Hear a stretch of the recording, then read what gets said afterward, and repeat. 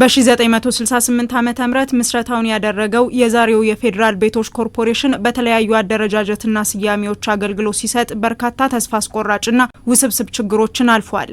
ከ8 ዓመታት በፊት በተደረገው ሪፎርም ጠንካራ ተቋም ለመገንባት የሚያስችሉ እቅዶችን በመንደፍ ተግባራዊ እንቅስቃሴ አድርጓል። ይህም ዛሬ ላይ ተቋሙ በስኬት ጎዳና ላይ እንዲገኝ አስችሎታል። ኮርፖሬሽኑን ሀገራዊ ለንተና ሪፎርምና የመደመር አስተሳሰብ መነሻ በማድረግ የተሟላ ቁመና ያለው ተቋም ለመገንባት በጥልቀት አስቦ ማቀድና ወደ ተግባር እንቅስቃሴ በመግባት ባለፉት 8 የሪፎርም ዓመታት ተቋማችንን ከውድቀትና ከመክሰም አደጋ በማውጣት ኮርፖሬሽናችን ለሀገራዊ የብልጽግና ጉዞ የራሱን ድርሻ መወጣት ወደሚችልበት ደረጃ ማሻገር ተችሏል።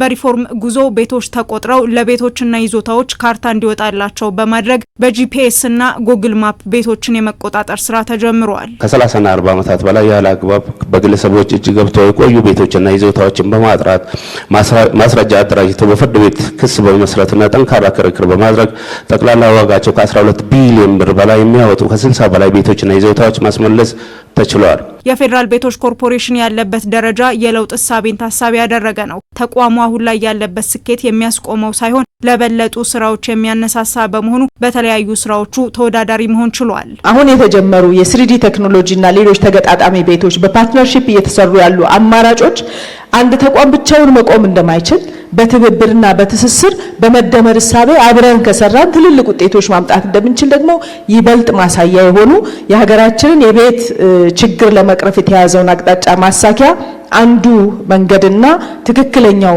አቅጣጫ ስለሆነ በዚሁ አጠናክረን የምንቀጥል ነው የሚሆነው። ኮርፖሬሽኑ በራሱ አቅም ከ28 ዓመታት በኋላ በ22 ሳይቶች የቤት ግንባታን አስጀምሮ 10 ሳይቶች ሲጠናቀቁ ቀሪዎቹ ደግሞ በተለያየ ደረጃ ላይ ይገኛሉ። በዛሬው ዕለትም 2 የተለያዩ ህንጻዎችን አስመርቋል። በሶማሌ ተራ አካባቢ የተመረቀው ባለ 27 ወለል ግዙፍ ህንጻ ለመኖሪያና ለንግድ አገልግሎት የሚውሉ ቤቶችን የያዘና በተቋሙ ታሪክ የተገነባው ትልቅ መንትያ ህንጻ ሲሆን በቻይና ኮሚኒኬሽን ኮንስትራክሽን ድርጅት የተገነባ ነው። ይህ ውብና ዘመናዊ ህንጻ በፒያሳና መርካቶ መካከል መገንባቱ የተለመደውን በቀን ብቻ የተገደበውን የሰው እንቅስቃሴና ማታ ላይ ሰው አልባ የነበሩ ነባራዊ ሁኔታ በመቀየር አካባቢውን ቀንና ማታ ህይወት እንዲኖረው ያደርጋል። ሌላኛው በፒያሳ በቀድሞቹ የፒያሳ ወርቅ ቤቶች በነበሩበት ቦታ ላይ የተገነባው ዘመናዊ ንግድ ሞል ሲሆን ይህ ሞል በተመሳሳይ በተቋሙ ታሪክ ለመጀመሪያ ጊዜ የተገነባ ሞል ነው። የፒያሳ ጎልድ ሞል የወርቅ ነጋዴዎች ከኮርፖሬሽኑ ጋር ያላቸው ረጅም ጊዜ ቁርኝት ታሳቢ በማድረግ የተገነባ ሲሆን ይህን በከፍተኛ ጥራት የተገነባ ሞል ግንባታ ያካሄደው ኦቪድ ግሩፕ ነው። ኮርፖሬሽኑ በከተሞች የሚታየውን የቤት እጥረት ትርጉም ባለው መልኩ ለመለወጥ ተግባራዊ እንቅስቃሴ ላይ ይገኛል። በሚሊዮን የሚቆጠሩ ቤቶች ለነዋሪዎች ለማዳረስ በሚሰራው ስራ ውስጥ የፌዴራል ቤቶች ኮርፖሬሽን እያደረገ የሚገኘው አበርክቶ አንዱ መሆኑ ተነስቷል።